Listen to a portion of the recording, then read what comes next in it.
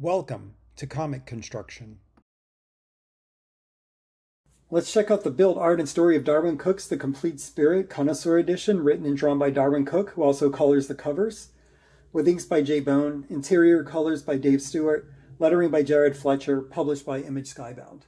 This is an oversized hardcover at 9 1/4 by 13 1/4 inches and has 332 pages.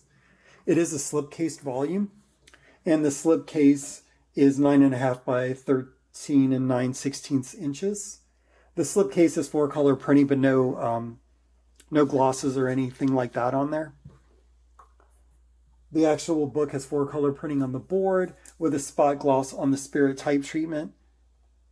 And then on the back, there's like a little drawing of the spirit's mask, and that also has the varnish on it. The binding is sewn with a blue head ribbon that matches the color of the book cover, which I just find that so impressive. And the interior sheet is a nice thick semi-gloss. I would think like the small Dark Horse hardcovers, not quite as thick as a Giant Generator book, but pretty close. I really do enjoy Darwyn Cooke's art. It has the simplicity to it that is expressive, energetic, and just a joy to study. It looks especially nice in this larger size. J. Bone, the inker of the book, writes the introduction and talks about his use of, quote, chunky inks. And there's no better way to describe them, honestly. Just the entire presentation, from the colors to the inking to, to all the layouts, it's a gorgeous book. The Spirit follows the adventures of Denny Colt, a man who seemingly dies and returns from the dead as a masked crime fighter. It's very crime noir, but in an absurd world. Cooke is amazing at that type of storytelling. And there are a few pages throughout in which the spirit text is hidden as part of the artwork. Let's see, we're going to go, this is like my favorite version of it, where the spirit is spelled out in the foreground, but it's the shadows coming off of the cactus. That is such a cool touch, and Will Eisner did that, so it's cool to see that that when he was creating this, Darwyn Cooke wanted to pay tribute to that sort of approach. There are a few stories, such as Hard Like Satin, which are told in a way that is unique to comics. And what I mean by that is it wouldn't work in any other medium. I can't really explain it without ruining the surprise, and I enjoy the surprise so much that, you should experience that for yourself.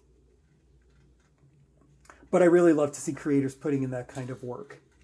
In my estimation, this is Cooke's masterpiece. I felt that some of his characterizations in The New Frontier felt off, as I mentioned in the DC Compact Comics review of that book. I tried out Parker, but I struggle when the protagonist is essentially a monster. In The Spirit, Cooke delivers crime noir, but usually with a lighthearted twist. I say usually because issue 12 lacks the lightheartedness, but is genuinely amazing. I really enjoy this book from cover to cover. It's really interesting to see how Cooke updates some of the frankly racist tropes from the original work, improving the mythos as a whole. And that's specifically about Ebony White, the driver that works with the spirit. Unfortunately, one trope did get through, and that is the dead gay trope. There's one gay character who helps to save the city, but dies in the process.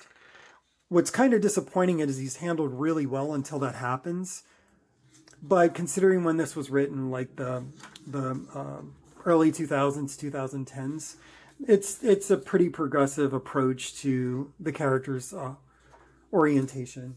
So that's one of those things where, it didn't age super well, but it's aged a lot better than some of the stuff that's in the original Spirit comics.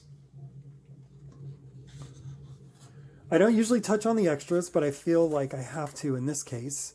We get some, unfortunately, they're just thumbnail-sized original pencils, but wow, those are just so beautiful. And while I do appreciate the chunky art, the chunky inks, as J. Bone calls it, like I would love to see like a more delicate ink line applied to some of this work. It's so like textured and has such fine lines. I feel like it's even more expressive in pencil than it is when inked. It'll be amazing to see that.